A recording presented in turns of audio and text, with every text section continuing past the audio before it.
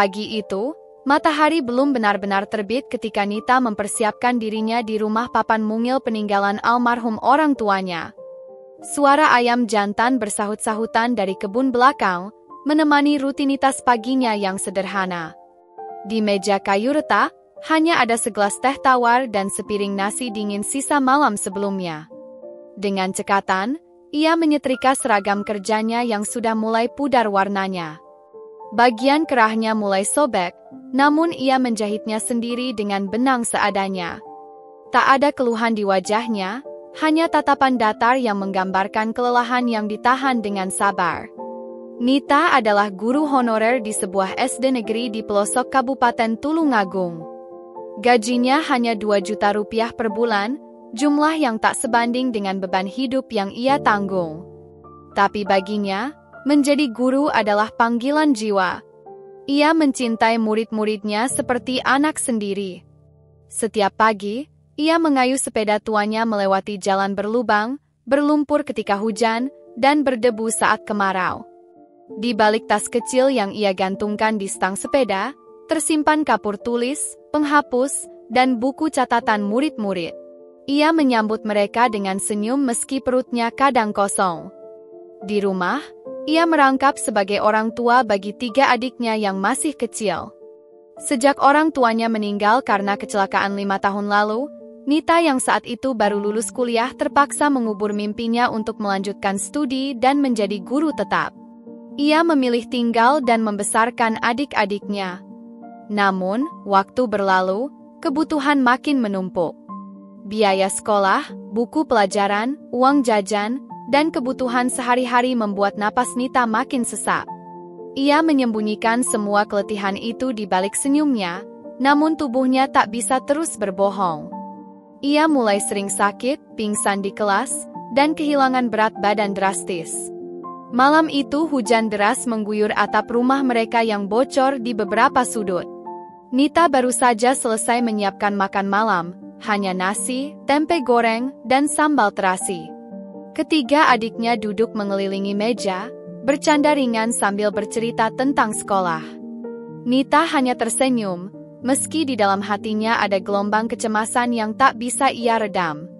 Usai makan malam, Nita duduk sendirian di kamarnya.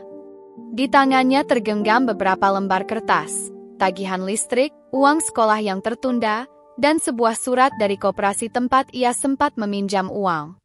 Matanya menatap kosong. Di luar, petir menyambar, seolah menegaskan kekacauan dalam pikirannya. Ya Allah, aku harus bagaimana lagi, gumamnya lirih. Air matanya mengalir pelan. Ia sadar, tidak bisa selamanya bergantung pada gaji kecil sebagai guru honorer. Pilihannya makin sempit. Ia tidak ingin adik-adiknya putus sekolah seperti banyak anak desa lainnya. Ia ingin mereka punya masa depan, sesuatu yang tak sempat ia genggam untuk dirinya sendiri. Malam itu juga, ia mengambil ponsel tua miliknya dan mulai mencari informasi tentang pekerjaan ke luar negeri. Pikirannya tertuju pada satu hal, menjadi tenaga kerja Indonesia (TKI) di Malaysia. Ia pernah mendengar dari seorang tetangga bahwa bekerja di pabrik di luar negeri bisa menghasilkan lebih banyak uang. Meskipun itu berarti meninggalkan adik-adiknya, tapi mungkin itu satu-satunya jalan keluar. Hatinya perih membayangkan perpisahan. Tapi ia tahu, hidup bukan soal keinginan pribadi, melainkan pengorbanan untuk orang-orang yang kita cintai. Malam itu, ia berdoa lebih lama dari biasanya. Dalam bisikannya, ia memohon kekuatan. Ya Allah, jika jalan ini memang harus kuambil, maka kuatkan aku. Jangan biarkan aku menyerah sebelum mimpi adik-adikku terwujud. Langit di luar semakin gelap, namun dalam hati Nita mulai tumbuh secercah cahaya harapan, bahwa mungkin negeri seberang akan memberinya jalan baru. Waktu berjalan cepat. Setelah melewati berbagai tahapan, mulai dari pengurusan paspor, pelatihan dasar untuk calon TKI, hingga wawancara, Nita dinyatakan lolos dan siap diberangkatkan ke Malaysia. Ia mendapat penempatan di sebuah pabrik pengolahan ayam di Selangor. Hatinya campur aduk, antara lega dan nyeri. Hari keberangkatan pun tiba. Pagi itu, rumah kecil mereka dipenuhi isak tangis tertahan. Nita memeluk adik-adiknya satu persatu. Dira, adik bungsunya yang baru duduk di kelas 3 SD, menangis sambil menarik lengan baju kakaknya. "Kak, jangan pergi. Kak Nita janji pulang ya." Nita berjongkok, menatap mata adik kecilnya yang sembab. "Iya sayang. Kakak nggak akan lama. Kakak janji akan kirim uang tiap bulan. Dira harus rajin sekolah ya." Raka, adik laki-laki tertuanya yang kini SMA, hanya diam menunduk. Tapi air matanya tak bisa disembunyikan. Ia tahu, kepergian Nita bukan karena ambisi, tapi karena terpaksa. Di terminal, tetangga-tetangga ikut mengantar. Beberapa memberikan bingkisan kecil, camilan, air mineral, bahkan sarung. Semua tahu, gadis itu akan menjalani kehidupan baru yang jauh dari kata mudah. Saat bus mulai melaju, Nita menempelkan wajahnya ke kaca jendela. Air matanya tak terbendung. Ia melihat ketiga adiknya mengejar bus sebisanya, melambai-lambaikan tangan. Dalam hati, ia berjanji, "Aku akan kembali ketika kalian sudah berdiri di atas kaki kalian sendiri." Setelah menempuh perjalanan udara dan darat hampir 1 hari penuh, Nita akhirnya tiba di kawasan industri tempatnya akan bekerja. Udara Malaysia terasa asing. Aksen bahasanya berbeda, makanannya aneh di lidah. Tapi ia tetap mencoba menyesuaikan diri. Ia ditempatkan di sebuah pabrik pengolahan ayam beku, bersama beberapa TKI lain dari Indonesia dan pekerja asing dari Bangladesh serta Nepal. Hari pertamanya sangat berat. Ia harus berdiri selama 8 jam, memotong ayam, membersihkan bagian dalam, dan memisahkan bagian daging sesuai kualitas. Bau amis, dingin dari ruang penyimpanan, dan mesin-mesin yang bising membuatnya hampir muntah. Tangannya lecet, kaki pegal, dan punggungnya seperti mau patah. Namun ketika melihat slip gaji pertamanya, sekitar Rp1.200 atau hampir Rp4 juta, ia tersenyum dalam diam. Malam itu, ia duduk di ranjang asrama kecil berisi 6 orang. Ia membuka ponselnya, menulis pesan untuk adiknya. "Raka, Dira, dan Ayu, kakak kerja keras di sini demi kalian. Kalau kalian bisa sekolah sampai sarjana, semua lelah ini nggak ada artinya." Hari demi hari berlalu. Nita mulai terbiasa dengan pekerjaan kasarnya. Ia tidak hanya kuat secara fisik, tapi juga menjadi sosok yang ceria dan ramah. Ia rajin membantu teman-temannya yang baru datang, menjadi penengah ketika ada konflik antar pekerja, dan tak jarang membagi makanan yang ia masak sendiri dengan bumbu dari kampung halaman. Orang-orang mulai menyukai kehadirannya. Bahkan bos bagian produksi, seorang pria Melayu Parubaya, sempat berkomentar. Perempuan kecil dari Indonesia itu kuat hatinya. Nita bahkan menawarkan diri untuk membantu di bagian sortir dan pengepakan ayam. Ia mulai memahami sistem kerja, memahami bahasa Melayu, dan mulai bisa bergaul dengan warga sekitar. Namun yang tak ia sangka adalah, perhatiannya menarik perhatian seorang pemuda lokal. Disinilah awal dari cerita baru akan bermula, kisah cinta yang perlahan tumbuh dari bau ayam dan kerja keras, di tanah asing yang dulu terasa begitu jauh dari harapan. Waktu terus bergulir. 3 bulan sudah Nita bekerja di pabrik ayam. Tubuhnya kini mulai terbiasa dengan ritme kerja yang keras, memotong ayam, membersihkan darah beku, hingga mengemas bagian-bagian tubuh unggas itu ke dalam plastik vakum. Tangannya yang dulu halus kini mulai kapalan, tapi senyumnya tak pernah luntur. Yang membedakan Nita dari para pekerja lainnya adalah sikapnya yang selalu ramah dan ringan tangan. Setiap pagi, ia menyapa satpam pabrik dengan senyum, menyempatkan diri membantu rekan kerja yang sakit, bahkan ikut membersihkan dapur asrama tanpa diminta. Di hari libur, ia kadang ikut memasak untuk teman-temannya atau sekadar duduk berbincang ringan dengan warga sekitar. Wajahnya yang manis dengan kulit sawo matang dan senyum tulus membuat warga Melayu sekitar menyebutnya sebagai gadis ayam berhati malaikat. Anak-anak di sekitar pabrik senang padanya, karena ia suka membawakan permen atau roti saat pulang dari minimarket. Para ibu-ibu pun sering memuji kerajinannya, kalau semua tekai kayak dia sejuk kampung kita. Namun, tidak semua perhatian bersifat biasa. Ada satu pria yang sejak beberapa minggu terakhir sering datang ke bagian pengepakan, tempat Nita bekerja. Awalnya ia hanya membeli ayam potong, tapi perlahan-lahan mulai menanyakan jadwal kerja Nita, kadang mengantarkan minuman dingin, dan beberapa kali tertangkap menatap Nita dari kejauhan. Namanya Amir, pemuda Melayu berusia sekitar 30 tahun, yang bekerja sebagai petugas pengantar bahan makanan untuk restoran-restoran di sekitar daerah itu. Ia pendiam, tapi tutur katanya sopan. Ia selalu datang dengan pakaian bersih dan wajah malu-malu. "Awak orang Indonesia kan?" tanyanya suatu hari, saat Nita sedang istirahat di depan pabrik. "Iya, saya dari Tulungagung," jawab Nita sambil tersenyum. "Oh, saya suka logat awak. Lembut," ujar Amir dengan raut kikuk. Sejak percakapan pertama itu, hubungan mereka perlahan menjadi lebih akrab. Amir bukan orang yang mudah jatuh cinta. Ia tumbuh dari keluarga sederhana, anak dari pedagang beras di pasar tradisional. Sejak kecil ia dididik untuk menghormati perempuan dan menjaga diri. Tapi saat melihat Nita, dari cara ia bekerja, bersikap, dan memperlakukan orang lain, hatinya mulai goyah. Ia mulai sering mampir ke pabrik, kadang dengan alasan mengantar pesanan ayam, kadang hanya sekadar melihat dari jauh. Setiap kali melihat Nita tertawa bersama teman-temannya, hatinya terasa hangat. Tapi ia tak ingin terlalu cepat. Ia ingin mengenal Nita lebih dalam, bukan hanya wajahnya, tapi juga hatinya. Suatu hari, Amir memberanikan diri mengajak Nita berbincang lebih lama. "Nita, awak selalu nampak ceria. Tapi, susahkah kerja begini tiap hari?" Nita menunduk, tersenyum tipis.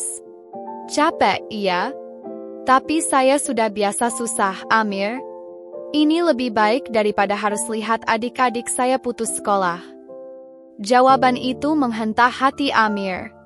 Ia tak menyangka, gadis sekuat itu menyimpan luka dan pengorbanan sebesar itu. Sejak saat itu, rasa hormat Amir berubah menjadi kekaguman yang dalam. Beberapa minggu kemudian, Amir mengajak Nita sarapan pagi di warung kecil dekat masjid. Nita sempat menolak, tapi karena diajak dengan sopan dan terbuka, ia akhirnya mau. Di sana, mereka mulai saling membuka diri. Nita bercerita tentang ayah ibunya yang meninggal, tentang mimpi adik-adiknya, dan tentang keinginannya membangun masa depan meski harus melewati badai. Amir hanya diam, menyimak, dan dalam hati ia berkata, "Perempuan seperti ini tak bisa hanya dilihat. Ia harus dijaga." Cinta kadang tumbuh bukan dari pandangan pertama, tapi dari rasa hormat, dari empati, dan dari keinginan untuk melindungi seseorang yang selama ini selalu melindungi orang lain. Dan dari hari itu, Nita mulai menaruh kepercayaan pada Amir. Sejak pertemuan di warung sederhana itu, hubungan Nita dan Amir perlahan berubah. Tidak lagi hanya sapaan singkat atau obrolan basa-basi di pabrik. Kini ada perhatian kecil yang terasa hangat. Amir kadang membawakan Nita nasi lemak hangat sebelum kerja, atau mengantarkannya pulang jika kebetulan shift malam selesai larut. Namun yang membuat Nita tersentuh bukanlah hadiah atau makanan itu, melainkan cara Amir mendengarkan. Ia tak pernah menyela ketika Nita bercerita tentang rumah, tentang rindunya akan suara adik-adik, atau mimpinya ingin membuka perpustakaan kecil di desanya kelak. Amir menyimak dengan mata jernih dan bahasa tubuh yang tulus. Pagi itu, sebelum subuh, Amir menunggu di luar pabrik. Ia membawa 2 gelas teh tarik panas dan sekotak roti canai. Saat Nita keluar dari asrama, wajahnya terkejut tapi tersenyum. "Kau belum tidur?" tanya Nita mengernyit. "Tak boleh tidur. Terfikirkan seseorang," jawab Amir pelan, lalu menunduk. Mereka duduk di bangku kayu dekat gerbang pabrik. Jalanan masih sepi. Udara pagi mengembunkan nafas mereka, tapi ada kehangatan yang terasa aneh di dada Nita. "Awak tahu," kata Amir sambil menyeruput teh, "saya tak pernah sesenang ini hanya karena duduk diam dengan seseorang. Awak buat saya rasa tenang." Nita tertunduk. Ia bukan gadis yang mudah percaya. Hatinya sudah terbiasa menutup diri. Tapi saat itu, ia merasa Amir bukan seperti pria kebanyakan. Ia tidak menjanjikan bulan atau bintang, ia hanya hadir, dan itu saja cukup membuat dunia Nita terasa lebih ringan. "Amir," ucap Nita perlahan, "saya kesini bukan untuk cari cinta. Saya kesini karena saya kehabisan pilihan." Amir mengangguk. "Saya tahu. Itu sebabnya saya tak mau jadi satu lagi beban. Kalau awak izinkan, saya hanya mahu jadi teman. Teman yang awak boleh sandarkan, bukan takutkan." Dan di pagi itulah, tanpa pelukan, tanpa kata cinta, keduanya mengerti bahwa hati mereka sudah mulai saling berpaut. Musim hujan mulai datang di Selangor. Hari-hari kerja di pabrik makin berat. Saluran pembuangan tersumbat, bau amis semakin tajam, dan suhu ruang penyimpanan makin menusuk. Tapi Nita tak mengeluh. Karena sepulang kerja, ia tahu akan ada Amir yang menunggunya di bawah pohon mangga dekat pagar belakang, dengan jas hujan dan senyuman. Hubungan mereka makin serius. Amir beberapa kali mengajak Nita ke rumah keluarganya di kampung, memperkenalkannya sebagai kawan istimewa. Keluarga Amir menyambut hangat. Ibunya bahkan mulai bertanya, "Anak nih pandai masak gulai atau tak?" Sementara itu, Nita semakin sering berkirim uang ke Indonesia. Adik-adiknya kini tidak hanya bisa bersekolah, tapi juga ikut les tambahan dan membeli buku-buku baru. Raka mulai mencoba mendaftar kuliah teknik, dan Dira sudah mulai menulis puisi. Semua itu buah dari kerja keras Nita yang tak kenal lelah. Sampai pada suatu sore, ketika hujan turun pelan membasahi tanah, Amir berdiri di depan rumah kontrakan Nita. Tangannya menggenggam kotak kecil. Hujan membasahi bajunya, tapi ia tak peduli. "Nita, awak keluar sekejap," pintanya lewat pesan singkat. Nita membukakan pintu dengan ragu. "Kenapa kau basah kuyup?" "Masuklah." Tapi Amir tidak masuk. Ia berdiri tegak, lalu membuka kotak kecil berisi cincin perak sederhana. "Saya tahu hidup awak tak mudah. Tapi saya mahu jadi bahagian dari perjuangan itu. Saya tak kaya. Tapi saya janji, tak akan buat awak menangis lagi karena rasa sendirian." Air mata Nita langsung jatuh. Ia menutup mulutnya, tak sanggup berkata-kata. Hujan membasahi rambut dan bajunya, tapi ia tak peduli. "Awak terima saya?" tanya Amir, suara lirih tertahan oleh denting hujan. Nita mengangguk pelan lalu menjawab, "Kalau aku harus mulai percaya lagi pada cinta, mungkin sekarang waktunya." Dan dalam rintik hujan yang membasahi bumi Malaysia, dua jiwa asing menemukan tempat pulang mereka, dalam hati satu sama lain. Pernikahan Nita dan Amir dilangsungkan secara sederhana di kampung halaman Amir, di daerah Klang, Malaysia. Tak ada gaun mewah, tak ada pesta besar. Tapi ada yang lebih penting, keikhlasan dua hati yang menyatu bukan karena harta, melainkan karena saling memahami luka dan mimpi satu sama lain. Nita mengenakan kebaya putih sederhana yang dijahit oleh tetangga Amir, sementara Amir memakai baju Melayu biru tua.